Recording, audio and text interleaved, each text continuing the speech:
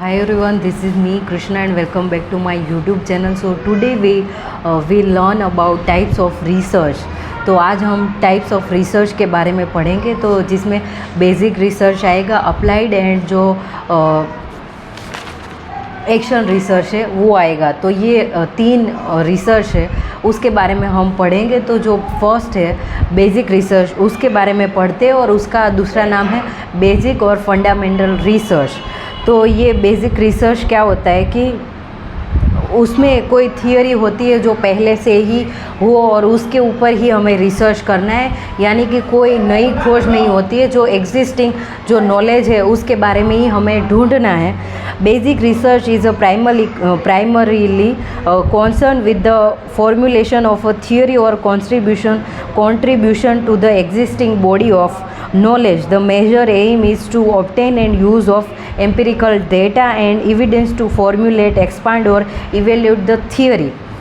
यानी कि जो डेटा है उसको एक्सपांड करना है, थियोरी है उसको एक्सप्लोर करना है, बट जो एक नॉलेज है वो हमारे पास है उसके बारे में ही हमें करना है। ठीक है, तो ये रिसर्च में आएगा कि the purpose of basic research is generation of new knowledge for new knowledge से, यानी कि जो नॉलेज है उसके बारे में ही हमें ढूंढना है, देखना है, बट हमें जो नॉलेज है उसके बारे में नई बात है वो ढूंढनी है। ठीक है, एक बात तो है हमारे पास, जैसे कि हमारा जो एजुकेशन सिस्टम है जो पुराने टाइम पे होता था, मतलब वो कैसे करवाते थे, तो वो हमारे पास सारी इन्फॉर्मेशन है कि वो गुरु और शिष्य के बीच होता था और उसमें खाली एक मेथड ही यूज़ होता था, यानी लेक्चर मेथड। तो वो तो हमारे पास एग्जिस्टिंग नॉलेज है, तो उसके बारे में हम क्या नया है वो जान सकते हैं। वो बेसिक और फंडामेंटल जो रिसर्च है उसमें आएगा। ठीक है, and some have termed this research pure and fundamental are often the used synonymously, यानी कि इसको प्योर और फंडामेंटल रिसर्च भी बोला जाता है। Basic research drawn its pattern and spirit from the physical science. It represent a rigorous and structured type of analysis and it employs careful sampling procedure in order to extend the finding by discovering proved generalization and principles, यानी कि जो पहले से ही चीज़ें हैं उसको हमें generalise करना है, सैंपल इकट्ठा करने हैं, डेटा कलेक्ट करना है और उसको अच्छे से हमें प्रेजेंट करना है। वो बेसिक और फंडामेंटल रिसर्च है उसमें आएगा। ठीक है, फिर बेसिक रिसर्च और pure research does not usually generate findings that have immediate application in practical level, यानी कि ये जो रिसर्च है उसमें कोई प्रैक्टिकल थिंग है वो नहीं आएगी और इसको हम दूसरी चीज़ों में अप्लाई नहीं कर सकते। ठीक है, fundamental research is driven by curiosity and desire to expand knowledge in specific research area, यानी कि जो हमारी क्यूरियोसिटी है उसको बढ़ाने के लिए और हमें जो हमारा जो नॉलेज है उसको कैसे एक्सपांड कर सकते हैं उसके लिए ये यूज़फुल होता है। ठीक है, इसके आगे हम देखते हैं कि fundamental research tend to contribute the pool of fundamental knowledge in research area. Basic research rarely help to practitioner directly with their everyday concern. Nevertheless, it stimulate new ways of thinking that have potential to revolutionize and dramatically improve how to practitioners deal with the problem in the future, यानी कि ये जो research है वो हमें सिखाएगा और इनसे हमें पता चलेगा कि जो हमारा नॉलेज है उसको कैसे हम एनहांस कर सकते हैं और इनके बारे में कि जो हमारी जो थिंकिंग है उसको कैसे हम इम्प्रूव कर सकते हैं और जो हमारे फ्यूचर के जो प्रॉब्लम है उसको कैसे डील करना है, ये सारी फंडामेंटल रिसर्च में यानी बेसिक रिसर्च में आएगी। और अब हम देखते हैं कि जो सेकेंड अप्लाइड रिसर्च है उसके बारे में हम देखते हैं। अप्लाइड रिसर्च है उसका मैं आपको सिंपल वर्ड्स में समझा देती हूँ कि अप्लाइड यानी कि कोई जो चीज़ है उसको हम प्रयोग करके देखें, अप्लाई करके देखें, वो अप्लाइड रिसर्च है। ठीक है, जो बेसिक और फंडामेंटल रिसर्च था उसमें हम देखते कि उसमें कोई हमारे पास नॉलेज है, थियोरी है, और उसको कैसे नॉलेजेबल और उसमें क्या चीज़ें हमें ऐड करनी, और वो एग्जिस्टिंग नॉलेज होता है। और ये अप्लाइड जो रिसर्च है उसमें हम कोई चीज़ है उसके ऊपर हम प्रयोग करके हम देखते हैं, उसको अप्लाइड रिसर्च बोलते हैं। Let me clear you. It is directed towards the solution of immediate, specific and practical problem. यानी कि ये immediate यानी कि तुरंत, और फिर specific यानी कि जो कोई एक particular problem है वो, और practical जो problem है उनको solve करने के लिए applied research use होता है। ठीक है, it is performed in relation to actual problem and under the condition in which they are found in practice. The goal of research, applied research, in terms of adding scientific knowledge acquires only secondary option। यानी कि इसमें हमें जो scientific जो knowledge होता है वो knowledge is mandatory, और साइंटिफिक नॉलेज है वो हम में होना चाहिए जब हम अप्लाइड रिसर्च है उसको देखें और समझें तब। ठीक है, it's very important and we need to learn this things.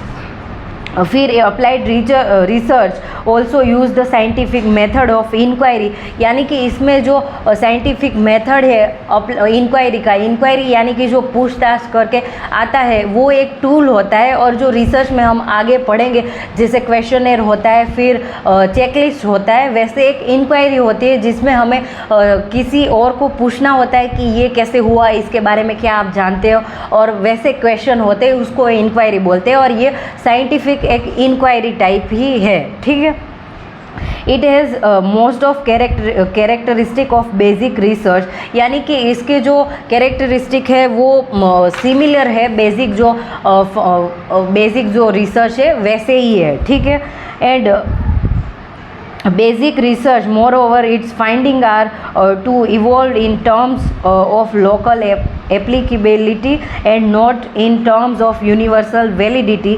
It has a very definite practical objectives, यानी कि ये प्रैक्टिकल जो चीज़ें हैं उसके ऊपर चलेगा और साइंटिफिक मेथड के ऊपर चलेगा। ठीक है, तो अब हम देखते हैं कि जो स्टेप्स है वो क्या रहेंगे अप्लाइड रिसर्च में। A growing concern is studied and points of weakness and in system are isolated, some of this weakness are selected for investigation, यानी कि जो कुछ भी वीकनेस है उसको हम देखेंगे, और कोई भी जो चीज़ है थियोरी है उसमें वीकनेस होती है और स्ट्रेंथ भी होती है।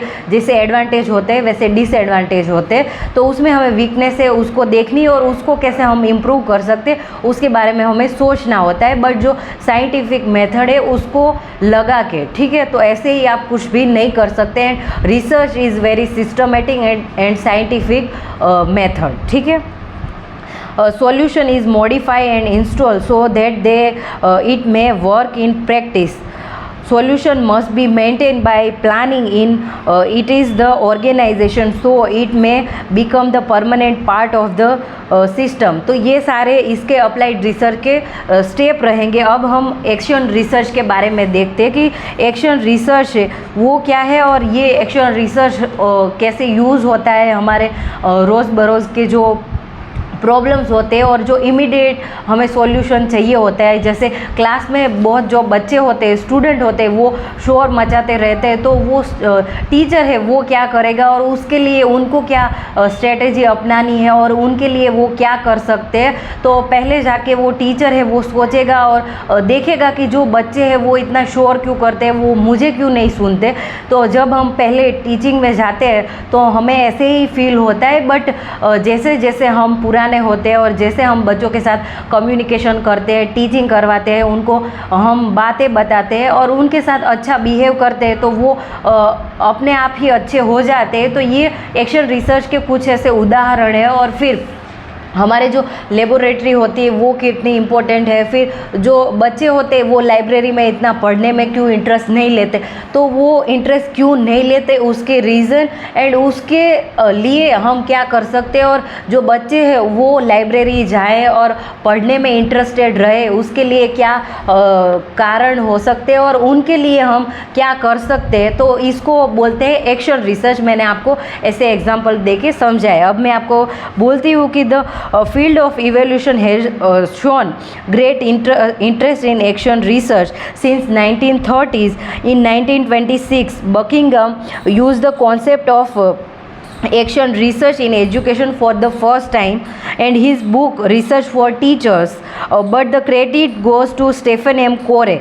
यानी बकिंगम है, उन्होंने ये जो एक्शन रिसर्च है उनको एजुकेशन में उन्होंने यूज़ किया, बट जो क्रेडिट है वो स्टीफन एम कोरे को जाता है कि उन्होंने ही ये एक्शन रिसर्च है उसको आगे लेके गए और उन्होंने बहुत सारे प्रयोग इसमें किए हैं।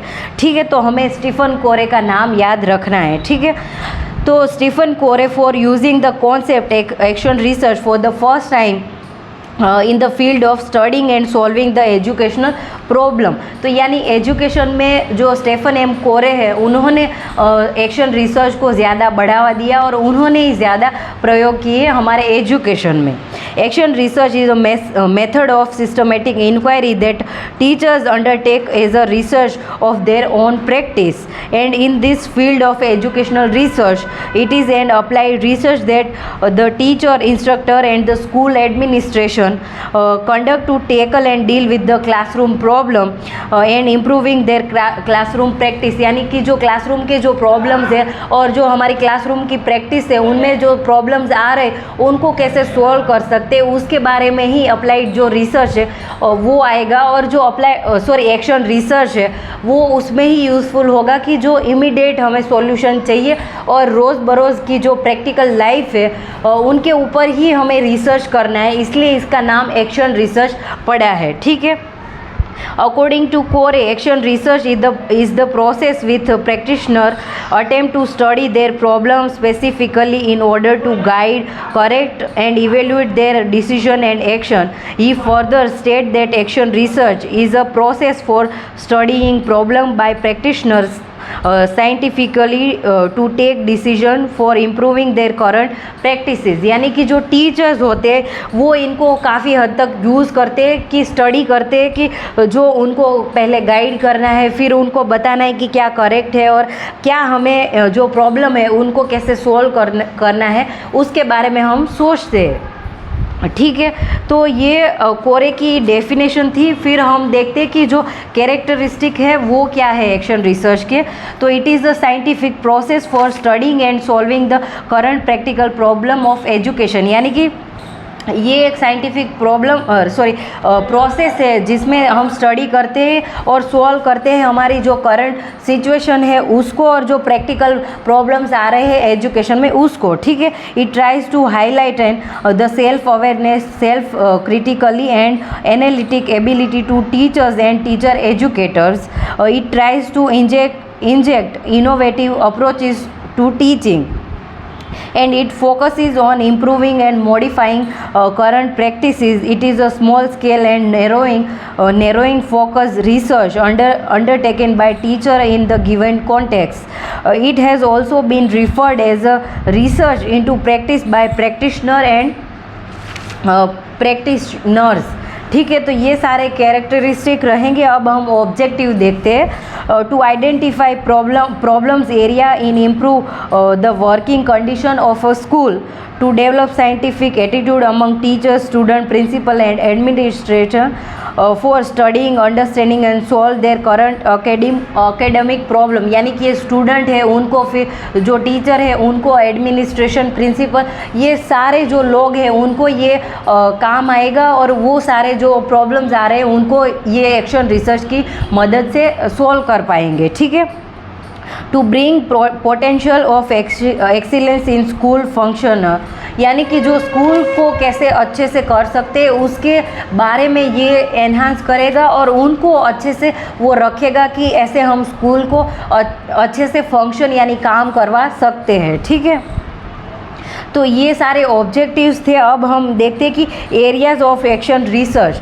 तो रिलेटेड टू लर्नर, जो रिलेटेड टू लर्नर यानी कि जो सीख रहा है उसको रिलेटेड होगा। फिर रिलेटेड टू टीचर, टीचर को भी ये हेल्पफुल होगा और वो भी रिसर्च कर पाएंगे।